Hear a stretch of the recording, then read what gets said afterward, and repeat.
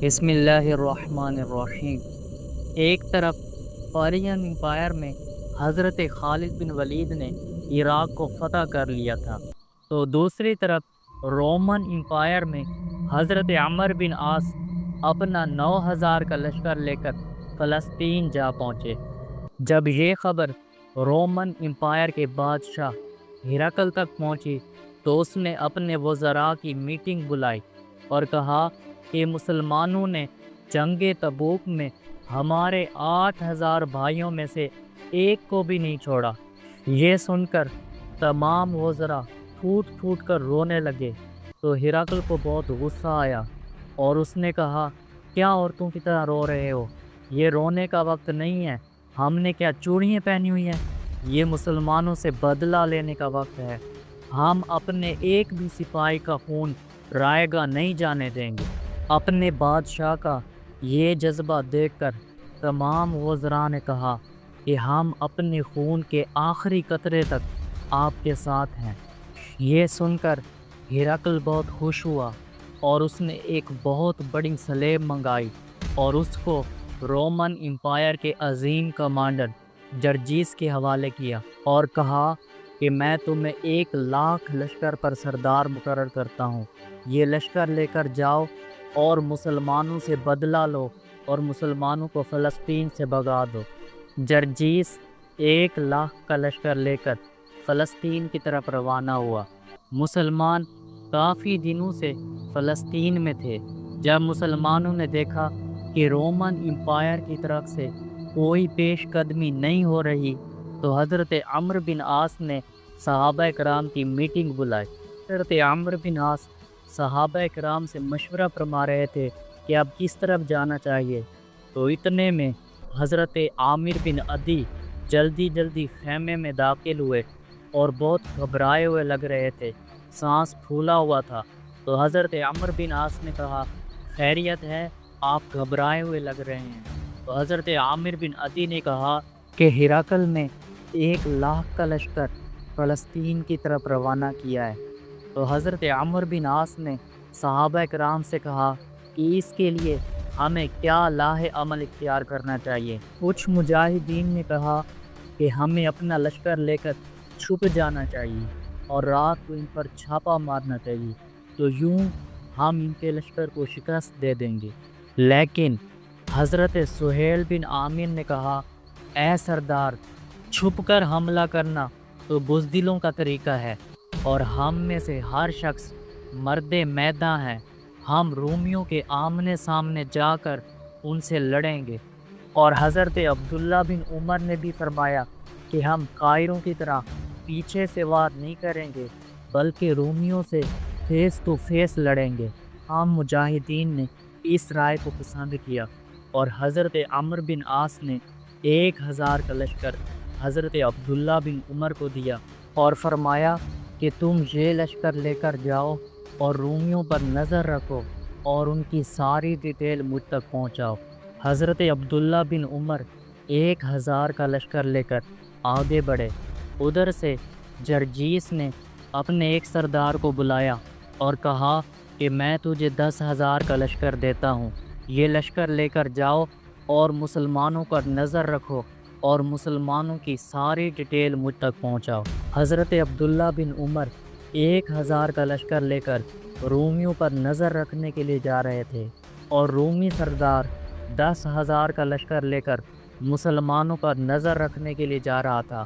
اب دونوں لشکروں کا آمنا سامنا ہوا تو حضرت عبداللہ بن عمر نے فرمایا، اے مسلمانوں، اللہ کا نام لو اور ان پر حملہ کرو۔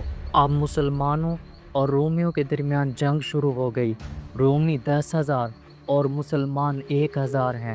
رومی مسلمانوں سے 10 گنا زیادہ ہیں۔ مسلمان بڑی بہادری سے رومیوں کا مقابلہ کر رہے ہیں۔ اتنے میں حضرت عبداللہ بن عمر کی نظر رومیوں کے سردار پر پڑی جو بہت ہی موٹا تھا۔ وہ خود تو بہت ڈرا ہوا تھا، اس کے چہرے پر خوف و ہراس کے آثار نظر آ رہے تھے، لیکن اپنے لشکر کو لڑنے کے لیے جوش دلا رہا تھا۔ اب اس کا سامنا حضرت عبداللہ بن عمر سے ہوا۔ اس نے حضرت عبداللہ پر نیزے سے وار کیا۔ آپ نے اس کے وار کو خالی پھیر دیا۔ اب حضرت عبداللہ بن عمر نے اس پر وار کیا، لیکن اس نے بھی مہارت کے ساتھ آپ کے وار کو مس کر دیا۔ حضرت عبداللہ اس کی مہارت کو سمجھ گئے۔ آپ نے اپنے گھوڑے کی لگام کھینچی اور گھوڑے کو ایڑی ماری تو گھوڑا ہنہناتے ہوئے اپنی اگلی ٹانگوں پر کھڑا ہو گیا۔ یہ دیکھ کر رومی سردار حیران رہ گیا۔ اب حضرت عبداللہ نے اپنے گھوڑے کو ایڑی ماری۔ وفادار گھوڑے نے جیسے ہی اشارہ پایا تو فوراً اس رومی کے پاس پہنچ گیا۔ رومی نے جلدی سے حضرت عبداللہ پر نیزے سے وار کیا، لیکن آپ نے تلوار سے اس کے نیزے کے پھل کو کاٹ دیا۔ اب رومی نے جلدی اپنا ہاتھ گھوڑے کی زین میں موجود تلوار کی طرف بڑھایا، لیکن اتنی دیر میں تو حضرت عبداللہ نے اپنا کام کر دیا اور اسے ایسی تلوار ماری کہ اس کے 2 ٹکڑے ہو گئے اور وہ زمین پر مردہ ہو کر گرا۔ یہ دیکھ کر رومیوں کے دل دہل گئے، ان کے حوصلے جواب دے گئے۔ اپنے سردار کو اس طرح مرا ہوا دیکھ کر رومیوں نے راہ فرار اختیار کی۔ مسلمانوں نے ان کا پیچھا کیا اور کافی سارے رومیوں کو واصل جہنم کیا اور ان میں سے 600 کو قید کر لیا۔ اب حضرت عبداللہ بن عمر اپنا لشکر لے کر اور مال غنیمت اور قیدیوں کو لے کر حضرت عمرو بن عاص کے پاس آئے۔ حضرت عمرو بن عاص نے قیدیوں سے ان کے لشکر کے بارے میں ڈیٹیل پوچھی اور پھر ان پر اسلام پیش کیا، لیکن کسی نے اسلام قبول نہیں کیا تو حضرت عمرو بن عاص نے فرمایا ان سب کی گردنیں اڑا دو۔ اب حضرت عمرو بن عاص نے اپنے لشکر کو آگے بڑھنے کے لیے کہا تاکہ رومی یہ نہ سمجھیں کہ ہم ان کے 90,000 کے لشکر سے ڈر گئے ہیں۔ اب مسلمانوں کے 9,000 لشکر کا رومیوں کے 90,000 لشکر سے آمنا سامنا ہوا۔ مسلمان انتظار کر رہے تھے کہ رومی ہم پر حملہ کرنے میں پہل کریں گے، لیکن کافی دیر تک جب رومیوں کی طرف سے کوئی پیش قدمی نہیں ہوئی تو مسلمانوں کے لشکر سے حضرت سعید بن خالد آگے بڑھے اور رومیوں کو مقابلے کے لیے للکارا کہ کون ہے جو میرا مقابلہ کرے، لیکن کوئی رومی سامنے نہیں آیا۔ آپ نے دوبارہ فرمایا کہ ہے کوئی مائی کا لال جو میرا سامنا کرے، لیکن رومیوں کے کانوں پر جوں بھی نہ رینگی تو حضرت سعید بن خالد نے رومیوں کے لیفٹ اور رائٹ والی صفوں پر حملہ کر دیا۔ آپ جس طرف حملہ کرتے تھے تو آپ کو دیکھ کر رومی ایسے بھاگتے تھے جیسے شیر کو دیکھ کر بکری بھاگتی ہے۔ آپ نے کئی رومیوں کو واصل جہنم کیا، پھر انہوں نے آپ پر مل کر حملہ کیا اور آپ کو شہید کر دیا۔ آپ کی شہادت پر مسلمان بہت غمزدہ ہوئے، خصوصاً حضرت عمرو بن عاص، کیونکہ حضرت سعید حضرت عمرو کے بھتیجے تھے۔ اب حضرت عمرو بن عاص نے مسلمانوں کو فرمایا اے گروہ مسلم، رومیوں پر ٹوٹ پڑو۔ تو حضرت معاذ بن جبل، حضرت ذوالقلع حمیری، حضرت عبداللہ بن عمر، حضرت ضاحک بن ابی سفیان اور حضرت سہیل بن عامر رومیوں پر ببر شیروں کی طرح ٹوٹ پڑے۔ مسلمان رومیوں کو گاجر مولی کی طرح کاٹی جا رہی ہیں، لیکن رومی بھی بڑی بہادری کے ساتھ مسلمانوں کا مقابلہ کر رہے ہیں۔ رومی مسلمانوں سے 9 گنا زیادہ ہیں۔ اب رومی مسلمانوں کا گھیرا تنگ کرتے جا رہے ہیں۔ عبداللہ بن عمر فرماتے ہیں رومی ہم پر غالب آ رہے تھے، ایسا لگ رہا تھا کہ رومی ہمیں شکست دے دیں گے۔ تو پھر میں نے وہ دعا پڑھی جو حضور علیہ الصلوۃ والسلام نے مجھے سکھائی تھی۔ میں نے جیسے ہی دعا ختم کی اور آسمان کی طرف دیکھا تو آسمان میں ایک سوراخ ہوا اور اس میں سے سبز کلر کے کچھ گھڑ سوار نمودار ہوئے اور غیب سے آواز آئی اے امت محمد صلی اللہ علیہ وسلم، خوشخبری ہو تمہاری مدد کر دی گئی ہے۔ جب میں نے نیچے دیکھا تو رومی جنگ چھوڑ کر بھاگ رہے تھے اور مسلمان کا پیچھا کر رہے تھے اور ان کا قتل عام کر رہے تھے۔ جنگ ختم ہونے کے بعد مسلمانوں نے شہداء کی لاشوں کو جمع کرنا شروع کیا تو حضرت سعید بن خالد کی لاش اس حال میں ملی کہ گھوڑوں کے ٹاپوں کی وجہ سے آپ کی لاش کے ٹکڑے ٹکڑے ہو گئے تھے۔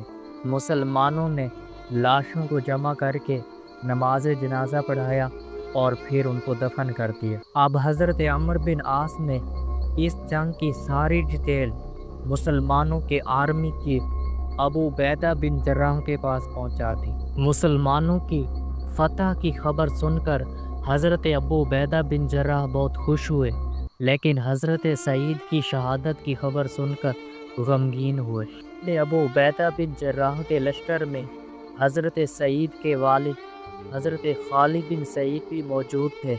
جب انہوں نے اپنے جوان بیٹے کی شہادت کی خبر سنی تو اپنے آپ پر قابو نہ پا سکے اور رونے لگ گئے۔ یہ دیکھ کر تمام مسلمان رونے لگ گئے اور آپ کی تعزیت کی۔ کچھ دیر بعد حضرت خالد بن سعید اپنے گھوڑے پر سوار ہوئے اور حضرت ابو عبیدہ بن جراح کی خدمت میں حاضر ہوئے اور عرض کی، مجھے اجازت دیجیے۔ تو حضرت ابو عبیدہ بن جراح نے فرمایا، کس چیز کی اجازت دوں؟ آپ کہاں جا رہے ہیں؟ آپ تو اس لشکر کے ایک اہم رکن ہیں۔ حضرت خالد بن سعید نے کہا، میں اپنے بیٹے کی قبر کی زیارت کے لیے جا رہا ہوں، مجھے اجازت دے دیجیے۔ تو حضرت ابو عبیدہ بن جراح نے فرمایا کہ ٹھیک ہے، آپ چلے جاؤ۔ 1 سیکنڈ، قبر کی زیارت کے لیے جانے کی اجازت دے دی؟ حالانکہ کچھ لوگ تو کہتے ہیں قبر پر جانا شرک ہے، بدعت ہے۔ صحیح؟ نو، بالکل بھی نہیں، کیونکہ اگر قبر پر جانا شرک ہوتا تو ایک جلیل القدر صحابی حضرت خالد بن سعید اپنے بیٹے کی قبر پر کیوں جاتے؟ دس از امپاسبل۔ اگر مان بھی لیں کہ حضرت خالد بن سعید اپنے بیٹے کے غم میں تھے اس وجہ سے گئے، لیکن ابو عبیدہ بن جراح مسلمانوں کے آرمی چیف، امین الامہ اور عشرہ مبشرہ میں سے ایک جلیل القدر صحابی، انہوں نے حضرت خالد بن سعید کو قبر پر جانے سے منع بھی نہیں کیا، تو لہٰذا قبر پر جانا نہ تو شرک ہے اور نہ ہی بدعت، بلکہ صحابی کی سنت ہے۔ بہرحال حضرت خالد بن سعید حضرت عمرو بن عاص کے پاس پہنچے۔ تمام مسلمانوں نے آپ کی تعزیت کی۔ حضرت خالد بن سعید نے حضرت عمرو بن عاص سے کہا کہ مجھے میرے بیٹے کی قبر پر لے چلیے۔ وہاں جا کر حضرت خالد اپنے بیٹے کی قبر کے پاس بیٹھے اور کہا، اے میرے بیٹے، میں اللہ پاک سے امید کرتا ہوں کہ عن قریب وہ مجھے آپ سے ملا دے گا، اور اگر اللہ پاک نے مجھے طاقت دی تو میں تمہارا بدلہ ضرور لوں گا۔ 1 سیکنڈ، مردے سے باتیں کر رہے ہیں؟ مردے بھی سنتے؟ مردے تو نہیں سنتے ایسے؟ نو، مردے سنتے ہیں۔ وہ کیسے؟ حضور علیہ السلام نے ارشاد فرمایا، جب لوگ مردے کو دفنا کر جاتے ہیں تو مردہ ان کے قدموں کی آہٹ بھی سنتا ہے، لہٰذا مردے سنتے ہیں، اور جو اللہ کی راہ میں شہید ہو وہ تو مردہ ہوتا ہی نہیں ہے، کیونکہ اللہ پاک نے ارشاد فرمایا، وَلَا تَقُولُوا لِمَن يُقْتَلُ فِي سَبِيلِ اللَّهِ أَمْوَاتٌ بَلْ أَحْيَاءٌ وَلَٰكِن لَّا تَشْعُرُونَ، یعنی جو اللہ کی راہ میں قتل کیے جائیں انہیں مردہ نہ کہو، بلکہ وہ زندہ ہیں اور تمہیں اس کی خبر نہیں۔ بہرحال حضرت خالد بن سعید حضرت عمرو بن عاص کے پاس آئے اور انہیں کہا کہ مجھے کچھ لشکر دیجیے، میں یہ لشکر لے کر رومیوں کے پیچھے جاتا ہوں، شاید مجھے کوئی رومی مل جائیں اور میں انہیں قتل کر کے اپنے انتقام کی آگ کو ٹھنڈا کر سکوں۔ حضرت عمرو بن عاص نے حضرت خالد بن سعید کو 300 کا لشکر دیا۔ حضرت خالد بن سعید وہ 300 کا لشکر لے کر روانہ ہوئے۔ کافی دیر چلتے رہے، پھر آگے ایک سرسبز میدان آ گیا تو تمام مجاہدین نے کہا کہ یہاں پر کچھ دیر آرام کرتے ہیں اور گھوڑوں کو بھی آرام دیتے ہیں تاکہ وہ بھی یہاں پہ گھاس وغیرہ چر لیں۔ مسلمان وہاں پر آرام کے لیے رکے۔ حضرت خالد مجاہدین کو جہاد کی ترغیب دلا رہے تھے کہ آپ کی نظر پہاڑ پر موجود کچھ لوگوں پر پڑی تو آپ نے مجاہدین سے کہا، لگتا ہے یہ کوئی جاسوس ہوں گے، ہمیں جا کر ان کو پکڑنا چاہیے۔ تو مجاہدین نے کہا کہ کیسے جائیں، کیونکہ پہاڑ پر چڑھنے کا کوئی راستہ بھی نہیں ہے اور پہاڑ کا جغرافیہ بھی ایسا ہے کہ اس پر چڑھا نہیں جا سکتا۔ تو حضرت خالد بن سعید نے 10 بندوں کو لیا اور بقیہ کو فرمایا کہ تم یہاں بیٹھ کر ہمارا انتظار کرو، اور 10 بندے لے کر پہاڑ کے پاس پہنچ گئے اور فرمایا کہ اللہ کا نام لے کے اس کے اوپر چڑھنا شروع کرو۔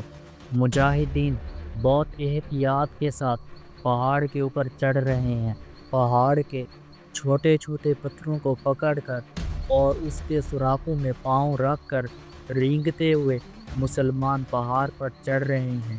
بہت ہی نازک مرحلہ ہے، اگر تھوڑی سی چٹان سرک گئی تو آدمی نیچے۔ مجاہدین اللہ اللہ کرتے ہوئے آخر کار پہاڑ کے اوپر پہنچ گئے۔ پہاڑ پر 6 لوگ موجود تھے۔ جب انہوں نے مسلمانوں کو دیکھا تو مسلمانوں پر حملہ کرنے کے لیے بھاگے۔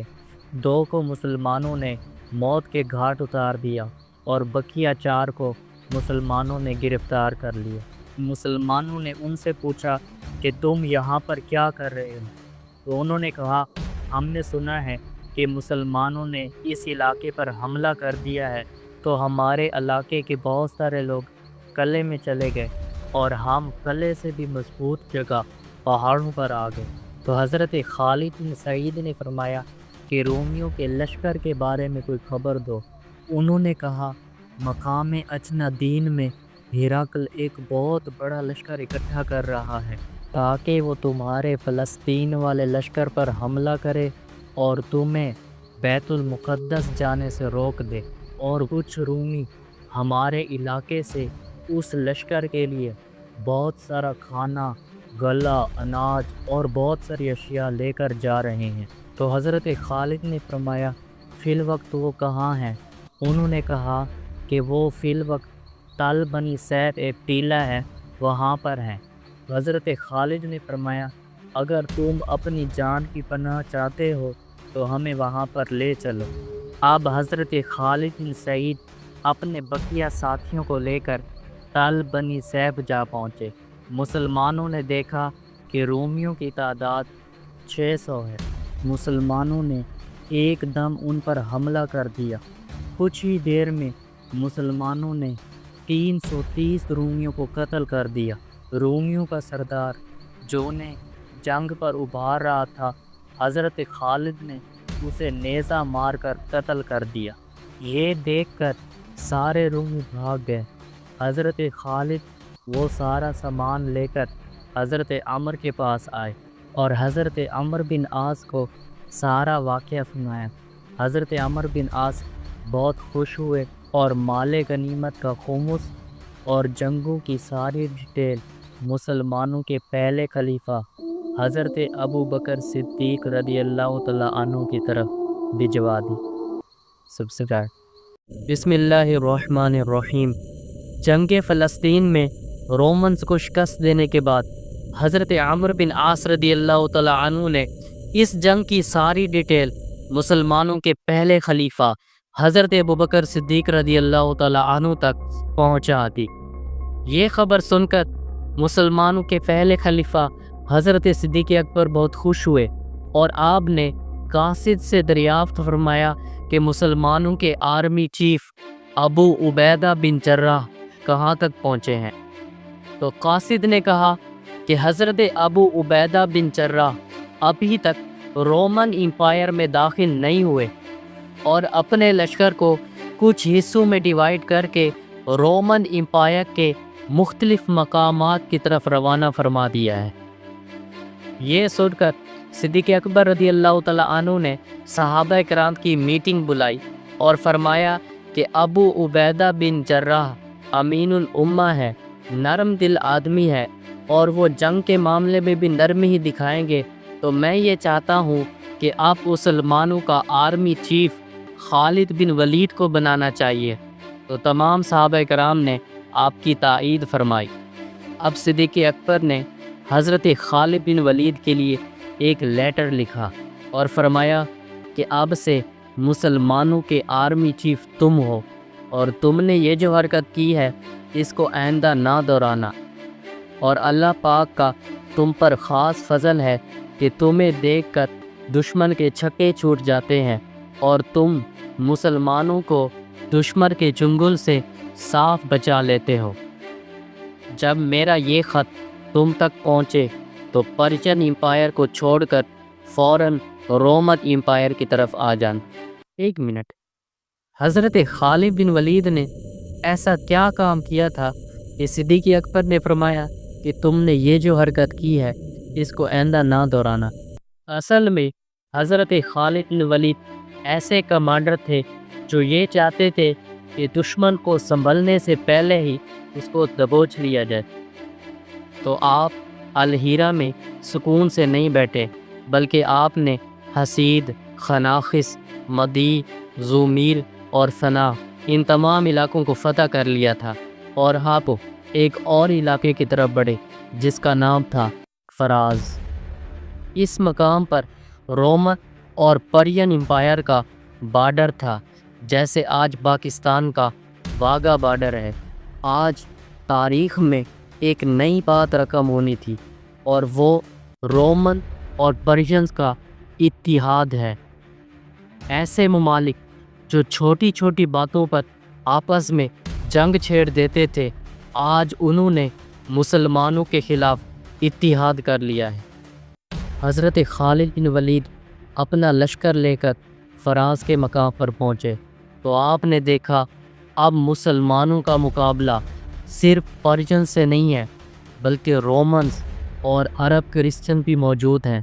ان کے لشکر کی مجموعی تعداد 1.5 لاکھ ہے اور مسلمان صرف 15,000 ہے، لیکن درمیان میں ایک دریا تھا، تو حضرت خالد بن ولید نے دریا کے ایک طرف پڑاؤ کیا، تو پرشینز نے حضرت خالد بن ولید کی طرف لیٹر لکھا کہ آپ اپنا لشکر لے کر اس طرف کیوں نہیں آتے؟ تو حضرت خالد بن ولید نے فرمایا کہ ہمارا لشکر تعداد میں بہت کم ہے، تو تمہیں ہمارے لشکر سے کیا خطرہ ہے؟ تم ہی اپنا لشکر لے کر دریا کے اس طرف آ جاؤ۔ یہ سن کر رومن اور پرشینز اپنا اپنا لشکر لے کر دریا کے اس طرف آنا شروع ہو گئے، اور حضرت خالد بن ولید اپنا لشکر لے کر پیچھے ہو گئے اور ان کے لیے کافی ساری جگہ چھوڑ دی تاکہ ان کا عقب بیک دریا کی وجہ سے محفوظ نہ رہے، کیونکہ جب ان کے لیے بہت ساری جگہ چھوڑی جائے گی تو وہ دریا سے کافی آگے آ جائیں گے اور ان پر پیچھے سے بھی حملہ کیا جا سکے گا۔ اب دونوں لشکر آمنے سامنے ہوئے تو رومنز نے ایک چالاکی کی۔ رومنز نے اپنے لشکر کو 3 حصوں میں ڈیوائیڈ کیا، خود الگ ہو گئے، پرشینز کو الگ کر دیا اور کرسچنز کو الگ کر دیا، اور کہا کہ اب دیکھتے ہیں کہ جنگ چھوڑ کر پہلے کون بھاگتا ہے۔ رومنز نے یہ تقسیم اس وجہ سے کی تاکہ مسلمان بھی اپنے لشکر کو مختلف حصوں میں ڈیوائیڈ کر لیں اور ان کو آسانی سے ہرایا جا سکے۔ لیکن حضرت خالد بن ولید نے فرمایا، اے گروہ مسلم، یا تو دشمن بے وقوف ہے یا ہمیں بے وقوف بنانا چاہ رہا ہے۔ وہ ہمیں تقسیم کرنے کی کوشش کر رہا ہے، لیکن ہم متحد ہی رہیں گے۔ اور فرمایا، اے توحید کے پرستارو، ان پر ٹوٹ پڑو۔ تو مسلمانوں نے ان پر حملہ کر دیا۔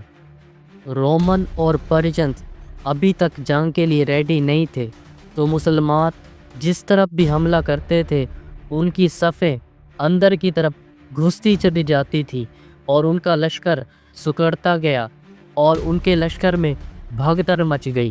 اب یہ جنگ نہ رہی، بلکہ رومن اور پرشینز کا قتل عام بن گئی۔ دیکھتے ہی دیکھتے مسلمانوں نے 1.5 लाख کے لشکر میں سے 1 लाख دشمنان اسلام کو قتل کر دیا اور بقیہ سارے بھاگ گئے۔ یہ جنگ ذی قعدہ کے مہینے میں ہوئی۔ جب حضرت خالد بن ولید نے دشمنوں کا 1.5 लाख کا لشکر دیکھا تو آپ نے منت مانی کہ یا اللہ، اگر تو نے اس جنگ میں ہمیں فتح عطا فرمائی تو میں تیرے گھر کا حج کروں گا۔ اب اللہ پاک نے اس جنگ میں مسلمانوں کو فتح عطا فرمائی اور حضرت خالد بن ولید نے اپنی منت پوری کرنی تھی اور حج کرنا تھا۔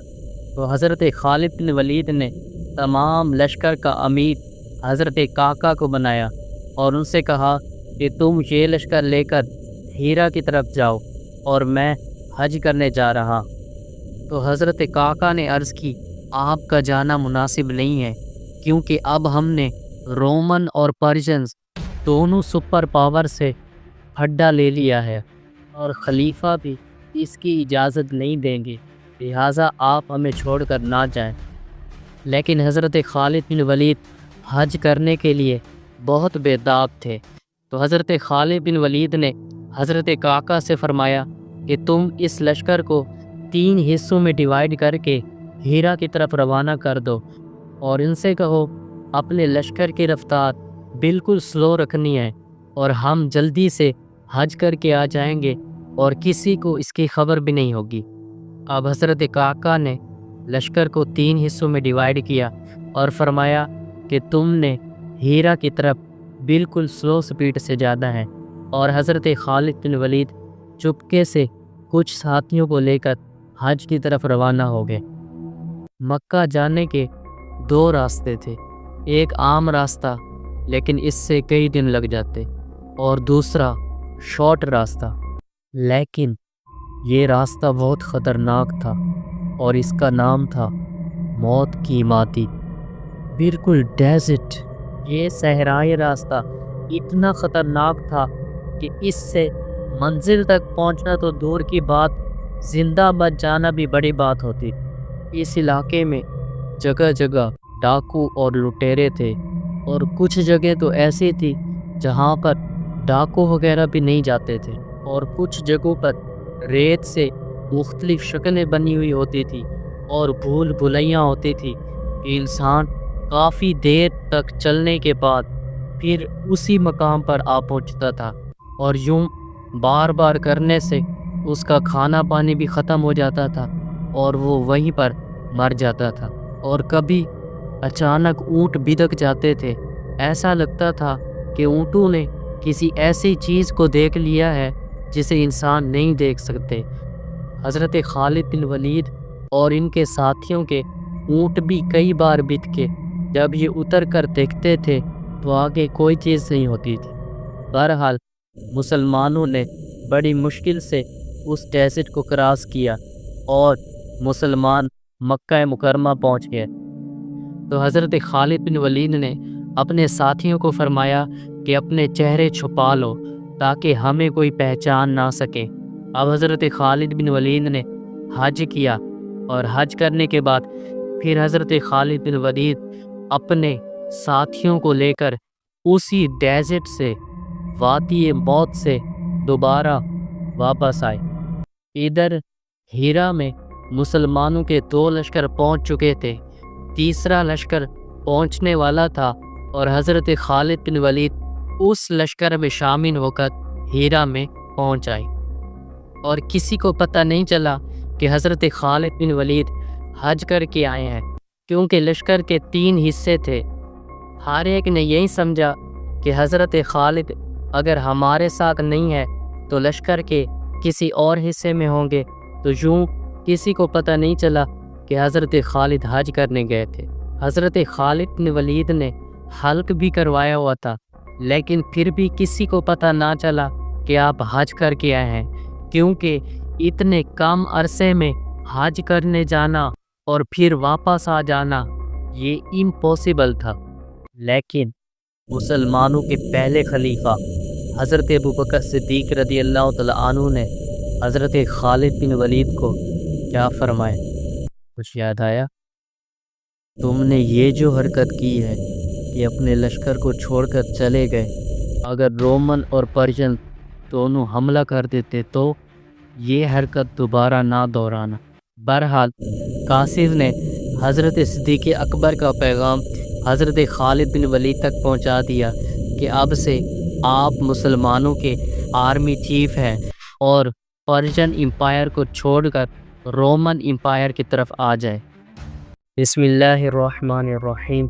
مسلمانوں کے پہلے خلیفہ حضرت ابوبکر صدیق رضی اللہ تعالیٰ عنہ نے اب مسلمانوں کا آرمی چیف حضرت خالد بن ولید کو بنا دیا اور فرمایا کہ تم پرشین امپائر کو چھوڑ کر رومن امپائر کی طرف آ جاؤ۔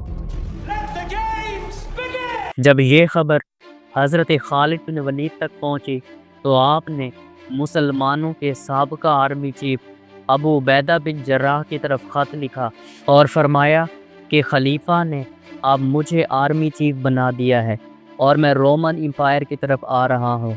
جب تک میں نہ آ جاؤں آپ نے اپنی جگہ پر ہی رہنا ہے، یہاں سے کہیں نہیں جانا۔ حضرت خالد بن ولید نے یہ خط حضرت عامر بن طفیل الدوسی کے حوالے کیا اور انہیں ابو عبیدہ بن جراح کے پاس روانہ کر دیا۔ اب حضرت خالد بن ولید آدھا لشکر لے کر رومن امپائر کی طرف بڑھے۔ آپ عین التمر سے ہوتے ہوئے ارض سما پہنچے اور ارض سما سے آپ نے ملک شام کے شہر ارکا میں داخل ہونا تھا، لیکن ایک مسئلہ تھا۔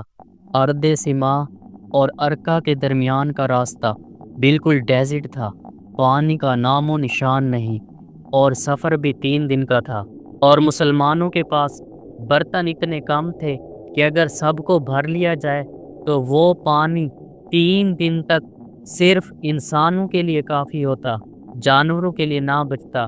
اب مسلمان پریشان تھے کہ آگے کیسے سفر کیا جائے، لیکن حضرت رافع بن عمیرہ الطائی رضی اللہ تعالیٰ عنہ نے ایک ترکیب سوچی اور حضرت خالد بن ولید کو فرمایا کہ 30 اونٹوں کو 7 دن تک پیاسا رکھیں، پھر آگے جیسا میں کہتا ہوں ویسا کریں۔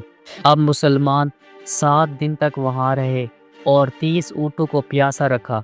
8ویں دن حضرت رافع نے اونٹوں کو پیٹ بھر کر پانی پلا دیا اور ان کے منہ کو رسی سے باندھ دیا، اور حضرت خالد بن ولید کو فرمایا چلو اب چلتے ہیں۔ اب حضرت خالد بن ولید اپنے لشکر کو لے کر صحرائی راستے سے روانہ ہوئے۔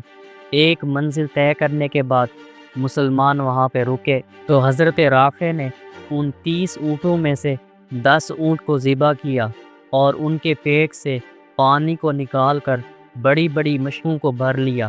اونٹوں کا گوشت مجاہدین نے استعمال کیا اور پانی جب ٹھنڈا ہو گیا تو حضرت رافع نے جانوروں کو پلا دیا۔ اب مسلمانوں نے دوبارہ سفر شروع کیا۔ ایک منزل طے کرنے کے بعد مسلمانوں نے وہاں پڑاؤ کیا تو حضرت رافع نے پھر 10 اونٹوں کو ذبح کیا اور ان کا پانی جانوروں کو پلا دیا اور گوشت مسلمانوں نے استعمال کیا۔ اب مسلمانوں نے پھر سفر طے کرنا شروع کر دیا۔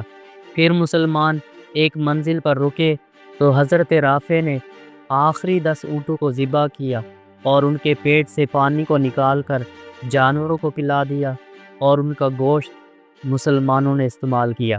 اب مسلمانوں نے پھر سفر طے کرنا شروع کر دیا۔ مسلمان چلتے جا رہے ہیں لیکن صحرا ختم ہونے کا نام ہی نہیں لے رہا اور موسم بھی گرمی کا ہے، اور اب مسلمانوں کے پاس کھانا بھی نہیں ہے، پانی بھی نہیں ہے، اور اب مجاہدین کے حوصلے جواب دینے لگ گئے۔ گرمی کی شدت کی وجہ سے مسلمانوں کے ہونٹ خشک ہو گئے اور حضرت خالد بن ولید لشکر کو امید دلا رہے ہیں کہ اللہ پاک کچھ نہ کچھ کرم فرمائے گا، لیکن خود بہت پیاسے ہیں۔ اب مجاہدین لشکر کو چھوڑ کر وہیں بیٹھنے لگ گئے کہ اب ہم سے آگے نہیں چلا جاتا، تو حضرت خالد بن ولید نے حضرت رافع کو بلایا اور فرمایا تم نے یہ کیا کیا ہے؟ پورے لشکر کو موت کے منہ میں لے آئے ہو، اب کچھ کرو۔ تو حضرت رافع نے عرض کی کہ وہ جو سامنے ٹیلہ نظر آ رہا ہے آپ انہیں کسی طرح وہاں تک لے چلیں، پھر انشاءاللہ اللہ پاک کچھ کرم فرمائے گا، کیونکہ مجھے یاد پڑ رہا ہے کہ وہاں ایک پانی کا چشمہ تھا۔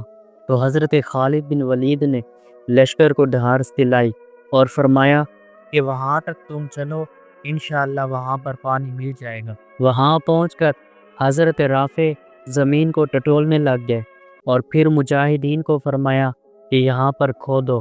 تو مجاہدین نے 3-4 فٹ کھودا تو وہاں سے پانی کا چشمہ پھوٹ پڑا۔ پانی کو دیکھ کر مسلمانوں میں خوشی کی لہر دوڑ گئی۔ تمام مسلمانوں نے تحلیل و تکبیر کے نعرے لگائے۔ تمام مجاہدین نے پیٹ بھر کر پانی پیا، اور جو لشکر سے پیچھے رہ گئے تھے وہ زیادہ دور نہیں تھے، ان کے لیے بھی پانی لے کر گئے، انہیں پانی پلایا اور دوبارہ لشکر میں لے کر آئے۔ ڈیزٹ کو کراس کرنے کے بعد مسلمانوں نے آگے سفر کیا۔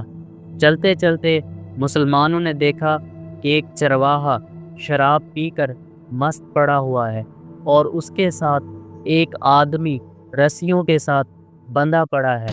جب مسلمانوں نے قریب جا کر دیکھا تو وہ بندھا ہوا شخص حضرت عامر بن طفیلہ دوسی تھے، جنہیں حضرت خالد بن ولید نے خط دے کر ابو عبیدہ بن جراح کی طرف روانہ کیا تھا۔ مسلمانوں نے جلدی جلدی انہیں کھولا اور حضرت خالد بن ولید نے فرمایا تم یہاں پر کیسے آئے؟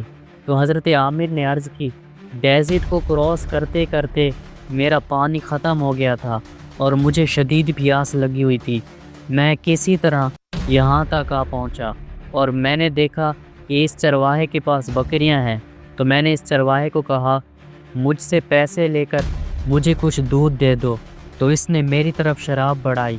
میں نے کہا یہ حرام ہے، اسے دور کرو اور مجھے دودھ دو، تو اس نے کہا کہ یہ شراب نہیں، یہ دودھ ہے، آپ نیچے آ کر دیکھیں۔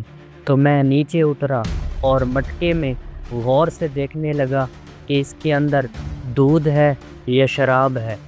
تو اس نے میرے سر پر ایک زوردار لکڑی ماری، جس کی وجہ سے میں بے ہوش ہو گیا، اور جب مجھے ہوش آیا تو میں نے دیکھا کہ میرے ہاتھ پاؤں بندھے پڑے ہیں۔ میں نے اس سے کہا کہ مجھے چھوڑ دو، لیکن اس نے کہا جب تک میرا مالک نہیں آئے گا میں تمہیں نہیں چھوڑوں گا۔ یہ سن کر حضرت خالد بن ولید کو بہت غصہ آیا اور آپ نے چرواہے کے سر پر تلوار کی الٹی سائڈ ماری، جس کی وجہ سے اس کا سر پھٹ گیا، اور حضرت خالد بن ولید نے مجاہدین سے فرمایا کہ اس کے تمام جانوروں پر قبضہ کر لو، اور حضرت عامر سے کہا وہ خط کہاں ہے جو میں نے تجھے دیا تھا؟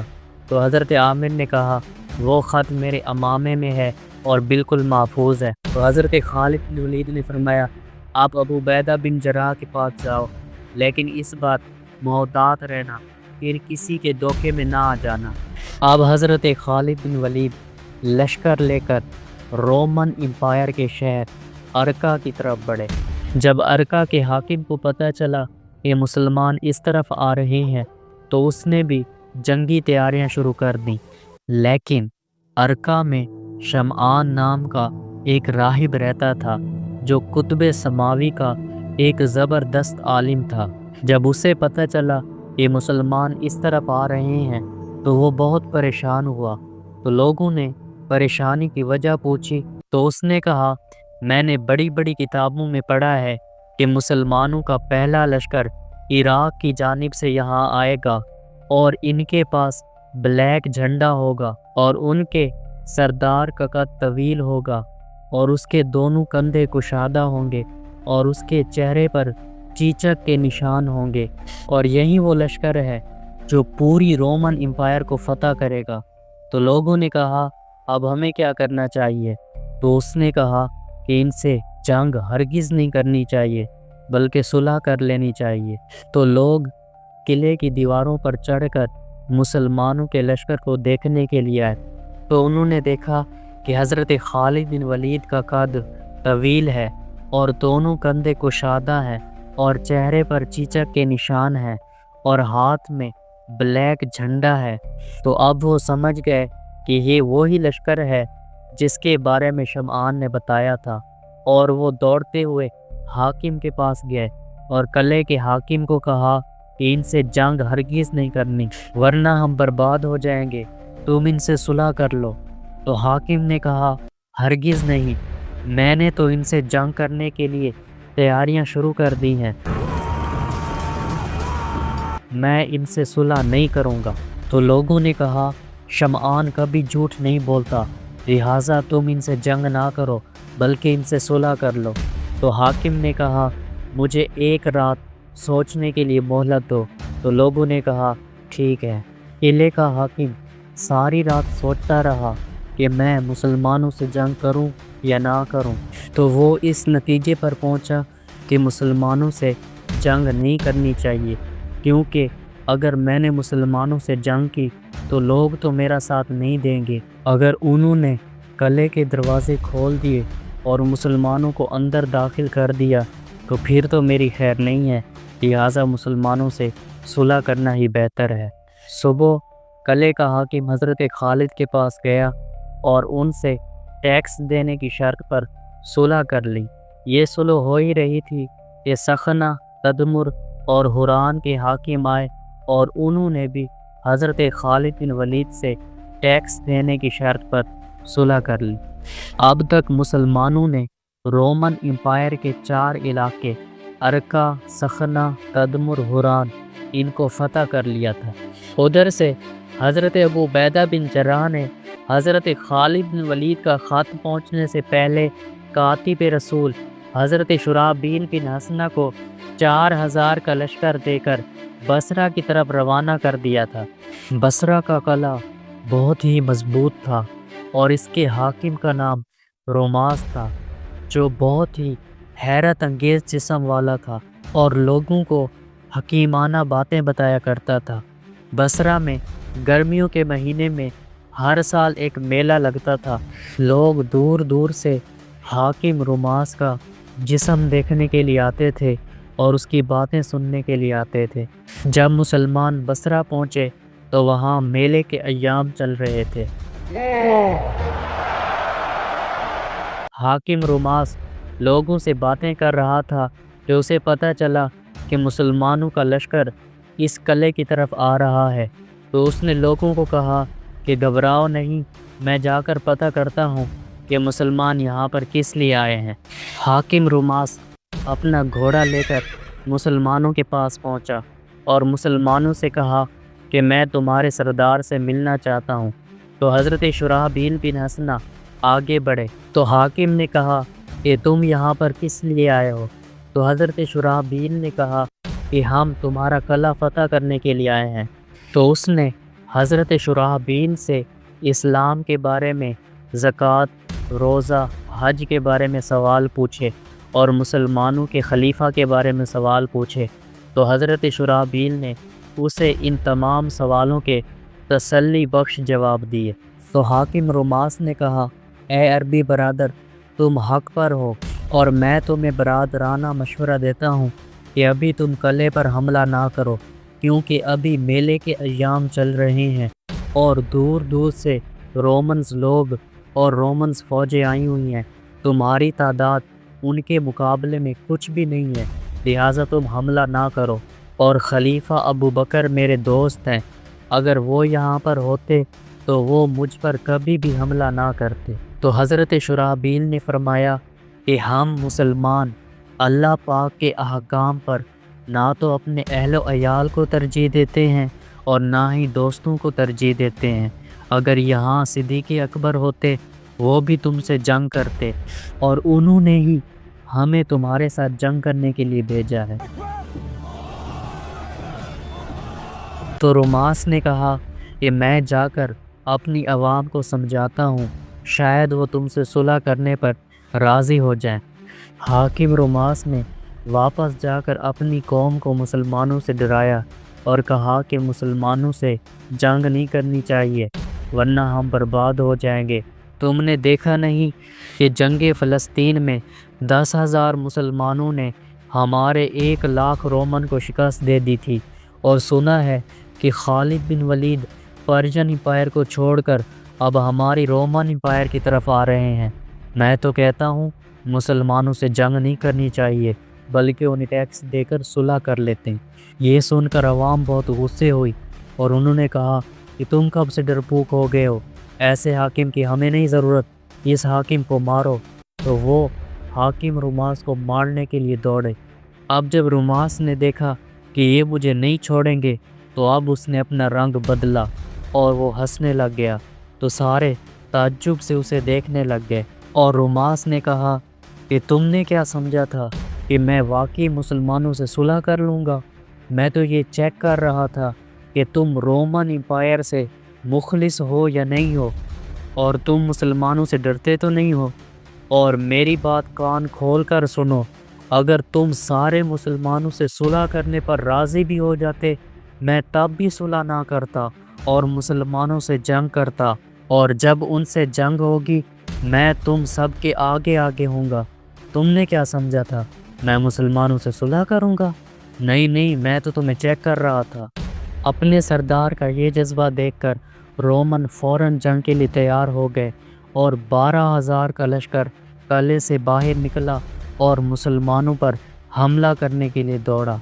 हज़रत शुराबील ने अपने 4,000 के लश्कर को फरमाया कि ऐ मुसलमानों, इन पर हमला करो। तो अब रोमन और मुसलमानों के दरमियान जंग शुरू हो गई। काफ़ी देर तक जंग चलती रही, यहाँ तक कि दोपहर हो गई। अब रोमन मुसलमानों पर गालिब आ रहे थे। तो हज़रत शुराबील ने दुआ की, या हय्यू या कय्यूम, तूने अपने महबूब से रोमन और पर्शियन एम्पायर की फ़तह का वादा फरमाया था, हमारी मदद फरमा। जैसे ही आपने दुआ ख़त्म की तो हुरान जाने वाले रास्ते से एक गुबार उठता हुआ नज़र आया। देखते ही देखते उस गुबार से एक लश्कर नमूदार हुआ। 2 आदमी सबसे आगे थे और वो हज़रत शुराबील के पास आए और फरमाया कि ए शुराबील, अल्लाह पाक ने तुम्हारी दुआ कबूल फरमाई है, मैं खालिद बिन वलीद हूँ। और दूसरे ने कहा, मैं अब्दुर्रहमान बिन अबी बकर हूँ। हज़रत खालिद बिन वलीद का नाम सुनकर और मुसलमानों की ताज़ा दम फ़ौज देकर रूमी जल्दी जल्दी किले में भाग गए और किले के दरवाज़े बंद कर दिए। अगले दिन रोमन लश्कर लेकर फिर से मैदान में आ गए, क्योंकि हिराकल ने दरीहान की लीडरशिप में उनकी कुमक के लिए एक लश्कर भेजा था। तो हज़रत खालिद बिन वलीद भी अपना लश्कर लेकर मैदान में आ पहुँचे। रोमन के लश्कर से उनका हाकिम रुमास आगे बढ़ा और उसने हज़रत खालिद बिन वलीद को मुकाबले के लिए ललकारा। हज़रत खालिद बिन वलीद अपने लश्कर से आगे बढ़े और उसके पास पहुंच गए। अब हाकिम रुमास ने हज़रत खालिद बिन वलीद से दीन इस्लाम के बारे में कुछ सवालात किए। तो हज़रत खालिद बिन वलीद ने उसे तसल्ली बख्श जवाब दिए। तो उसने कहा, ए अरबी बरादर, तुम लोग हक़ पर हो, तुम्हारा दीन ही सच्चा है। तो हज़रत खालिद बिन वलीद ने फरमाया कि फिर तुम मुसलमान क्यों नहीं हो जाते? तो उसने कहा, अशहदु अल्ला इलाहा इल्लल्लाहु व अशहदु अन्ना मुहम्मदन अब्दुहु व रसूलुहु। तो हज़रत खालिद बिन वलीद ने फरमाया, तुम अपने इस्लाम का ऐलान करो। तो उसने कहा कि मैं ऐसा नहीं कर सकता, क्योंकि अगर मैंने ऐसा किया तो ये लोग मेरे बीवी बच्चों को मार डालेंगे। अब हज़रत रुमास ने हज़रत खालिद से कहा कि मैं जाकर अपने लश्कर को दोबारा समझाता हूँ कि वो तुमसे जंग करने की गलती ना करें। तो हज़रत खालिद बिन वलीद ने फरमाया कि अगर तुम मुझसे लड़े बग़ैर वहाँ पर चले गए तो वो तुम पर गुस्से होंगे और हो सकता है कि वो तुम्हें कत्ल कर दें। तो लिहाजा हम दोनों आपस में थोड़ी देर मसनूई जंग लड़ते हैं। अब हज़रत खालिद और हज़रत रुमास एक दूसरे पर तलवार से वार करने लगे। थोड़ी देर बाद हज़रत रुमास ने हज़रत खालिद से फरमाया कि अब तुम मुझ पर सख्त हमला करो। तो हज़रत खालिद ने सख्त हमला किया। तो हाकिम रुमास हज़रत खालिद बिन वलीद के हमले की ताब ना लाते हुए अपने लश्कर की तरफ भागा। हज़रत खालिद बिन वलीद ने उसका पीछा किया, लेकिन अपने घोड़े की रफ्तार स्लो रखी। तो हाकिम रुमास अपने लश्कर की तरफ भाग गया और हज़रत खालिद बिन वलीद अपने लश्कर में वापस आ गए। तो लोगों ने हाकिम रुमास से पूछा, हाँ भाई, क्या बना, वापस क्यों भाग आए हो? تو اس نے کہا عربوں سے نہ لڑنا، بڑی شدت سے حملے کرتے ہیں، میں اپنی جان کسی طرح بچا کر بھاگا ہوں، لہٰذا تم مجھ سے پنگا نہ لینا، چلے جاؤ یہاں سے۔ یہ سن کر لوگ بہت غصے ہوئے اور اسے لعن طعن کی اور اسے کہا کہ اگر تم ہرقل کے معزز بندے نہ ہوتے تو تمہیں ہم یہیں پر قتل کر دیتے، دفع ہو جاؤ یہاں سے، آج کے بعد تم ہمارے حاکم نہیں ہو، قلعے میں جا کر عورتوں کے ساتھ چوڑیاں پہن کر بیٹھ جاؤ، جنگ کرنا اب تمہارے بس کی بات نہیں ہے۔ یہ تو لوگوں نے روماس کی من کی باتیں کہہ دی، وہ بھی یہی چاہتا تھا کہ کسی طرح مسلمانوں سے جنگ نہ کرنی پڑے، تو وہ بغیر چور چرا کیے لوگوں کی بات مان کر قلعے واپس لوٹ گیا۔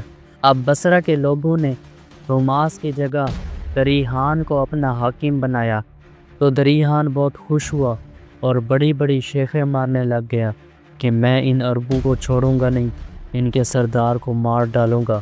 یہ بڑبڑاتے ہوئے وہ آگے بڑھا اور اس نے حضرت خالد بن ولید کو جنگ کے لیے للکارا۔ حضرت خالد بن ولید آگے بڑھ رہے تھے تو عبد الرحمن بن ابی بکر نے عرض کی کہ اب مجھے موقع دیں، تو حضرت خالد بن ولید نے انہیں جانے کی اجازت دے دی۔ اب دریحان اور حضرت عبد الرحمن کا مقابلہ ہوا۔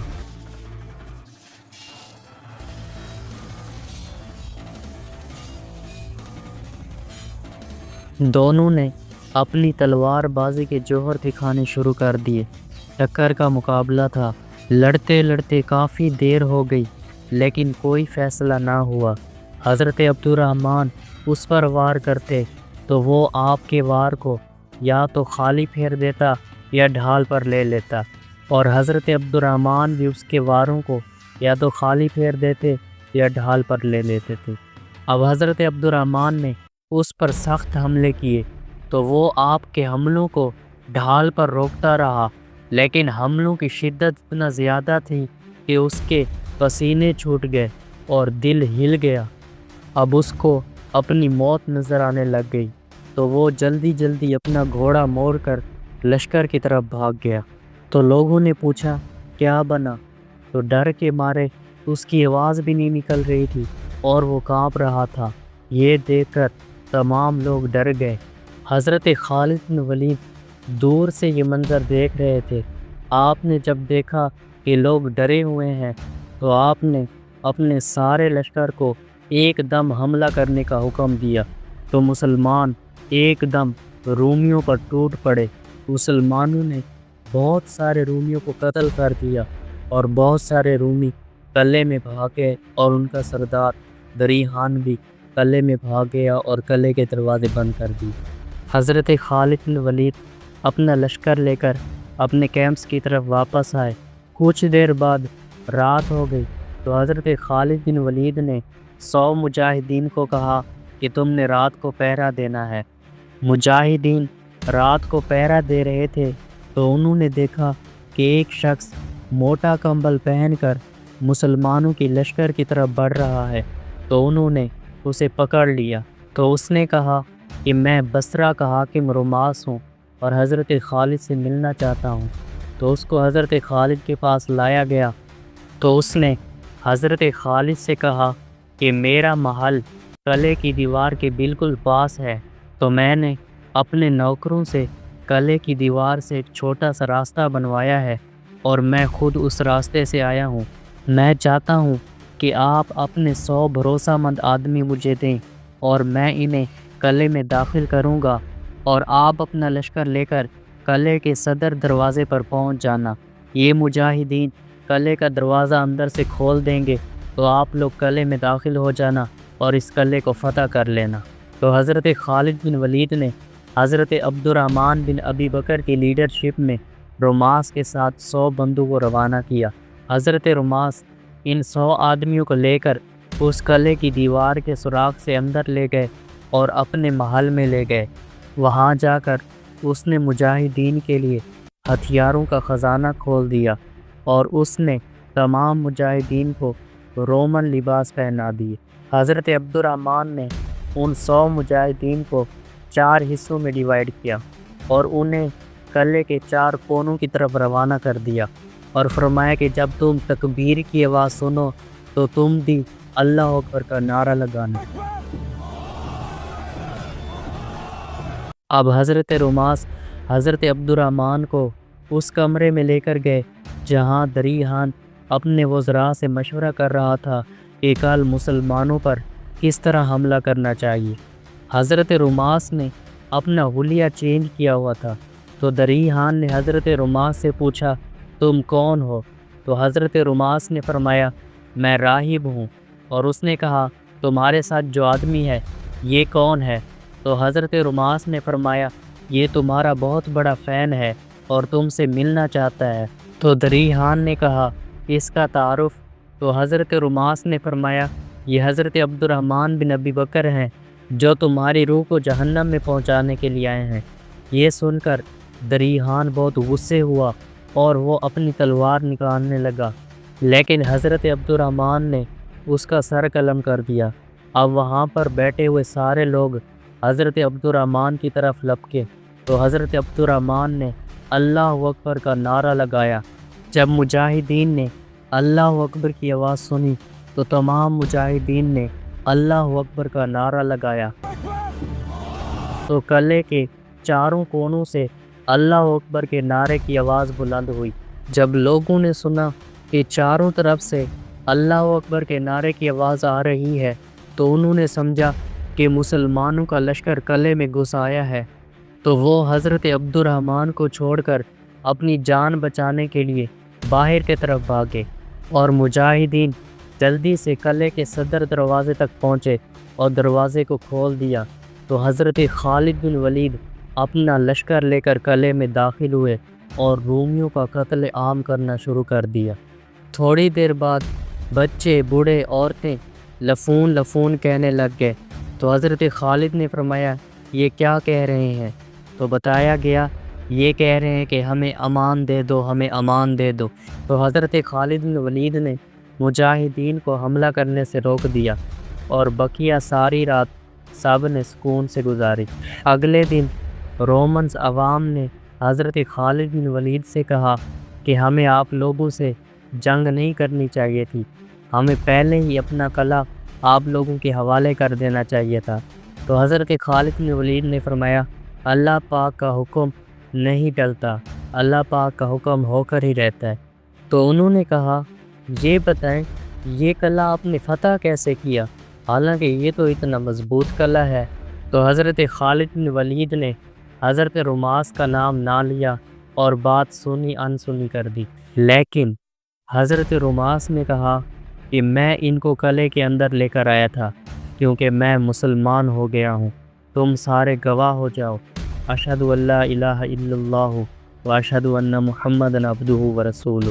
یہ دیکھ کر لوگ بہت غصے ہوئے، تو حضرت رماس نے حضرت خالد سے عرض کی کہ آپ مجھے اپنے لشکر میں شامل کر لیں، کیونکہ اگر میں یہاں پر رہا تو یہ لوگ مجھے نہیں چھوڑیں گے۔ تو حضرت خالد نے فرمایا ٹھیک ہے۔ تو حضرت رماس نے عرض کی کہ مجھے کچھ آدمی دیجیے تاکہ میں اپنا سامان وغیرہ پیک کر کے یہاں لے آؤں۔ تو حضرت خالد بن ولید نے اس کے ساتھ کچھ مجاہدین کو بھیج دیا۔ مجاہدین جب حضرت رماس کے گھر گئے تو ان کی بیوی ان سے غصے سے بات کر رہی تھی اور کہہ رہی تھی کہ مجھے مسلمانوں کے سردار کے پاس لے چلو۔ تو اس کو حضرت خالد کی خدمت میں لایا گیا، تو اس نے حضرت خالد سے کہا کہ آپ میرا فیصلہ کریں۔ تو حضرت خالد نے فرمایا کون سا فیصلہ؟ تو اس نے کہا میں رات کو سوئی ہوں تو میرے خواب میں ایک نورانی شکل والے بزرگ آئے ہیں، تو میں نے پوچھا آپ کون ہیں؟